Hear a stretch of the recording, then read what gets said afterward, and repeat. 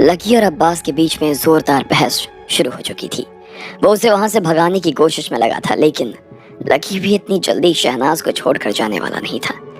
आखिर में अब्बास ने उसे शहनाज को खाना खिलाने का चैलेंज दिया तो लकी की हालत खराब हो गई। उसके पास पैसे नहीं थे, इसलिए वो उठकर बाहर आ गया। बाहर आकर उसने रुस्तम को, वसीम को, यहाँ तक कि काशीनाथ को भी फोन किया, लेकिन कोई भी उसकी बात सुनने के लिए राजी नहीं था। जब किसी ने उसका फोन नहीं उठाया तो लकी को गुस्सा आने लगा। लकी सिर्फ अपनी किस्मत को कोसे जा रहा था। जब राधिका नहीं थी तो उसके पास ढेर सारा पैसा था, लेकिन जैसे ही राधिका उसकी जीवन में वापस आई तो अब उसके पास पैसे नहीं रहे। वो राधिका को खाना नहीं खिला सकता था। लकी अपने बिल्डिंग से बाहर आ गया। उसके दिल में अजीब सी बेचैनी और छटपटाहट महसूस हो रही थी। उसे अपनी जेब में रखा 10 रुपए का नोट बाहर निकालने का मन किया। उसने उस नोट को देखकर बुरा लग रहा था। अग्रवाल परिवार के वारिस की जेब में सिर्फ 10 रुपए बाकी रह गए थे। भुट्टे ले लो, भुट्टे, गर्मा गर्म भुट्टे, भुट्टे खा लो।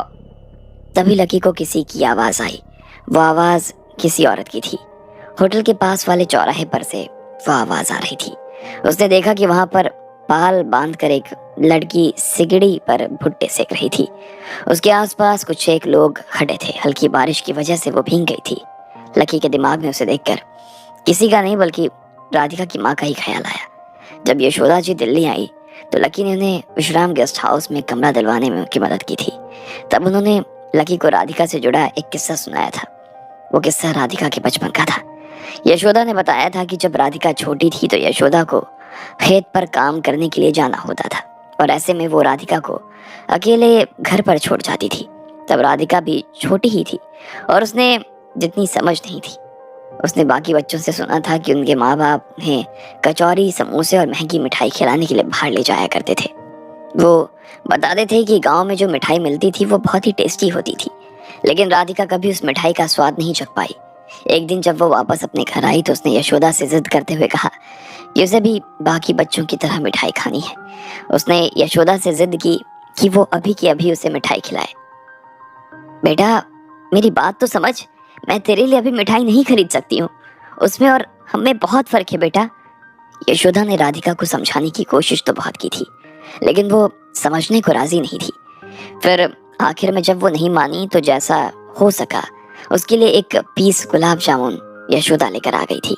राधिका ने उसे खाया तो उसे बहुत अच्छा लगा। जैसे बच्चे बताते थे उसका स्वाद बिल्कुल वैसा ही था। उसके बाद से वो यशोदा से जिद करने लगी कि उसे हर हफ्ते एक मिठाई खानी है और वो उससे हर हफ्ते एक मिठाई ला कर देती। एक दिन फिर ऐसा हुआ कि बारिश होने की वजह से राधिका अपने टीचर और बाकी बच्चों के साथ शहीदों की मीनार देखने के लिए गई थी। उसने देखा कि वहाँ उसकी माँ बैठी हुई थी जो वहाँ घर में भुट्टे बेच रही थी। फिर उसने उसकी टीचर से उसे बताया कि एक भुट्टा सिर्फ 1 रुपए में आता है, जबकि एक गुलाब जामुन 4 रुपए में आता है। ये सुनकर राधिका की आंखों से आंसू आ गए। वो बुरी बुरी तरह से रोई जा रही थी। वो भागकर अपनी माँ के पास आ गई और उसे कसकर गले लगा लिया। आखिर में उसने खुद भी अपनी माँ के साथ बैठ भुट्टे बेचने शुरू कर दिए। अब राधिका के लिए उस मिठाई में कुछ स्वाद बाकी नहीं रह गया था। वो अपनी माँ की मेहनत की कमाई इस तरह से उड़ा नहीं सकती थी। वो अपनी चाह से भुट्टे बेचने लगी थी। अब भुट्टे में ही उसे मिठास लगने लगी जो अक्सर मिठाई में उसे मिला करती, और कभी कभी तो उन्हें खाकर रोने भी लगती थी। जब लकी को यह घटना दोबारा याद आई तो खुद भी उस भुट्टे वाली के पास गया। लो बाबूजी, गर्म भुट्टे ताजे हैं, अभी सिके, बहुत मीठे हैं। जैसे ही उस औरत ने लकी के पैरों की आवाज सुनी तो वो बिना देखे उसकी तरफ देखने लगी और उस भुट्टे के बारे में बताने लगी। लकी ने आखिर में 10 रुपए देकर 2 कच्चे भुट्टे खरीद लिए। हालांकि एक भुट्टे की कीमत 20 रुपए थी, लेकिन लकी को कम से कम 2 की जरूरत थी, इसलिए उसने अपनी घड़ी उस औरत को दे दी। मैं जब अगली बार आऊंगा ना तो आपको पैसे दे दूंगा और ये घड़ी आपसे वापस ले लूंगा, लकी ने कहा। उसकी आंखें देखकर वो औरत भी समझ गई कि लकी को सच में भुट्टों की जरूरत थी। उसने हाँ कर दी और फिर लकी अपने साथ भुट्टे लेकर फिर से उस बिल्डिंग में आ गया। अरे, ये तो वापस आ गया। ये पैसे लेकर आया है। खैर, लाया भी होगा तो कितना। यहाँ तो एक आदमी का खाना भी 1500 से नीचे नहीं बैठता, फिर ये तो 2 लोग हैं। अरे, ये अपने साथ कौन लेकर क्यों आया है? सब लोगों ने लकी को जब वापस आते देखा तो हैरान हो गए। उन्हें समझ नहीं आ रहा था कि लकी अपने साथ भुट्टे लेकर क्यों आ रहा था। तुम काफी देर से इंतजार कर रही थी ना? लकी ने शहनाज की तरफ देखते हुए कहा। क्या बात है बे, इतनी देर लगा दी आने में और लेकर आए हो तो क्या भुट्टा? अब तुम चाहते हो कि शहनाज ये सड़क छाप भुट्टे खाए तुम्हारे साथ? हाँ? अब्बास ने जब लकी के हाथ में भुट्टे देखे तो वो उसे ताना मारने लगा। तुमसे कहा था ना कि तुम्हें उसकी चिंता करने की जरूरत नहीं है। शहनाज को ये पसंद है, मैं जानता हूँ। मैनेजर साहब, क्या आप मुझे अपना कुकर इस्तेमाल करने के लिए दे सकते हैं? लकी ने मैनेजर से पूछा। मैनेजर साहब, अब जब इस लड़के ने इतनी मेहनत करी ली है तो मुझे लगता है कि इसे मेहनत पूरी करने देनी चाहिए, ठीक है? अब्बास ने शहनाज की तरफ देखते हुए कहा। शहनाज, तुमने अभी तक कुछ खाया नहीं है। चलो, मुझे खाना बनाने आता है, मैं तुम्हारे लिए खाना बना के लाता हूँ, अब्बास ने कहा। और इसके बाद लकी और अब्बास बिल्डिंग के बाहर बनी हुई रसोई में चले गए। लगभग आधे घंटे के बाद ही वो लोग एक एक करके बाहर आ गए। दोनों के हाथ में एक एक प्लेट थी और उन्होंने अपने प्लेट में शहनाज के सामने रख दी। लकी के प्लेट में उबला हुआ भुट्टा था, जबकि अब्बास के प्लेट में फ्राइड कॉर्न विद फिश थी। अरे बाप रे, ये कैसा आदमी है ये? इसने तो शहनाज मैडम को भुट्टे खिलाने के लिए बुलाया। सच में बहुत बुरी बात है।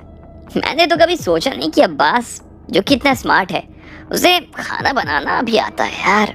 देखो, प्लेट कितनी सुंदर लग रही है, उसमें से तो खुशबू भी इतनी सुंदर आ रही है। हाँ, और इसकी प्लेट देखो एक बार, सिर्फ उबला हुआ भुट्टा लेकर आए। पागल आदमी कहीं का। शहनाज, सबसे पहले तो मैं तुमसे माफी मांगना चाहूंगा। मुझे उम्मीद नहीं थी कि यह लड़का तुम्हें इतनी देर तक भूखा रख देगा, उसके बाद भी खाने के लिए सिर्फ भुट्टे लेकर आएगा। अगर तुम ये सब नहीं खाना चाहती हो तो कह सकती हो, इसमें किसी तरह की ज़बरदस्ती नहीं है। वैसे मेरे प्लेट में जो मैंने डिश बनाई है ना, काफ़ी अच्छी है, तुम इसे एक बार ट्राई करके देख सकती हो, अब्बास ने एक मुस्कान के साथ कहा। उसने फिर शहनाज के जायके के बारे में काफ़ी सारी जानकारी निकाल ली थी। उसे यहाँ मछली खाना काफ़ी अच्छा लगता था। शहनाज अपने आप में ही कुछ बड़बड़ा रही थी। वो लकी की तरफ देख तक नहीं रही थी। शायद उसे ऐसा लग रहा था जैसे लकी उसे गंभीरता से नहीं ले रहा था। शहनाज ने अपनी चम्मच उठाई और फिर अब्बास की प्लेट में जो था उसे खाने लगी। उसने धीरे से उसे चबाना शुरू किया और फिर उसे निकल गई। फिर उसने मुस्कुराते हुए कहा, ये सच में बहुत अच्छा बना है, मुझे ये बहुत पसंद आया। इस तारीफ को सुनते ही अब्बास मानो चांद पर पहुंच गया और उसे ऐसा लग रहा था जैसे किसी परी ने उसकी तारीफ कर दी थी। अब्बास ने जवाब में कहा, थैंक यू शहनाज, मुझे सुनकर बहुत अच्छा लगा कि तुम्हें मेरी डिश पसंद आई है। मुझे सच में ये सुनकर बहुत अच्छा लगा।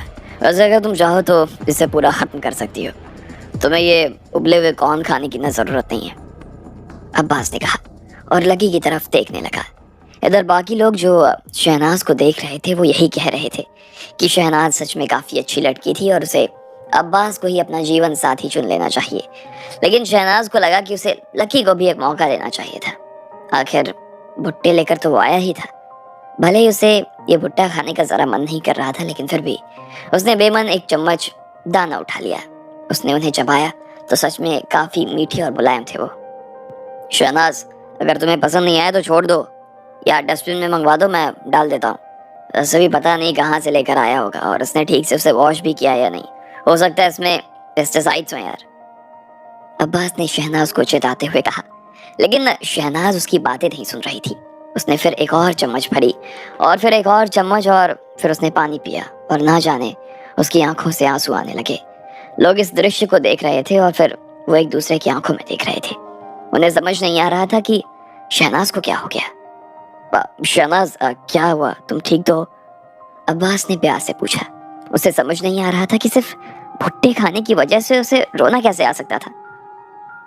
मुझे नहीं पता, जब मैंने खाया तो मुझे अंदर से बहुत बुरा महसूस होने लगा। मुझे ऐसा महसूस हो रहा था जैसे मैंने कुछ बहुत गलत कर दिया था और और वो कहते हुए फिर से रोने लगी।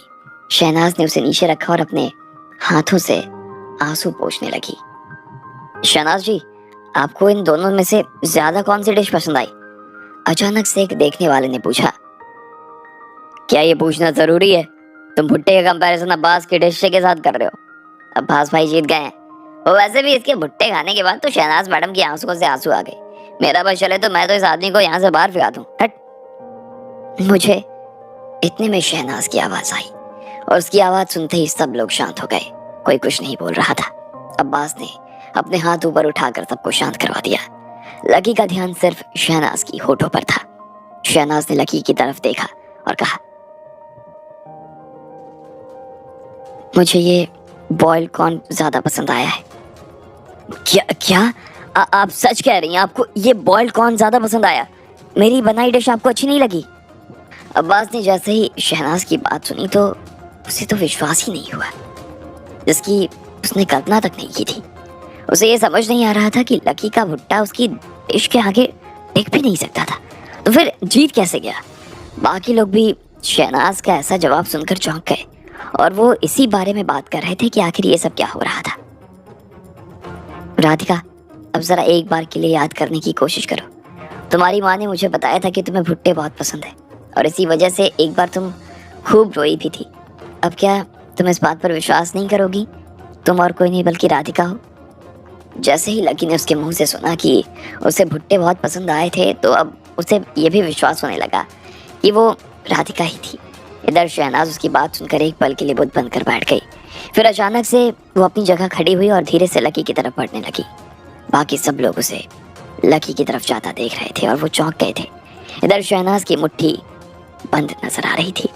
अब आगे क्या होने वाला था? क्या सच में शहनाज को कुछ याद आ गया जो लकी उसे बता रहा था, या फिर उसके दिमाग में कुछ और चल रहा था? आपको क्या लगता है, क्या होंगे इन सभी सवालों के जवाब? कमेंट बॉक्स में कमेंट करके हमें ज़रूर बताएं और सभी सवालों के जवाब को जानने के लिए सुनते रहिए इंस्टा मिलियनेयर सिर्फ पॉकेट एफएम पर।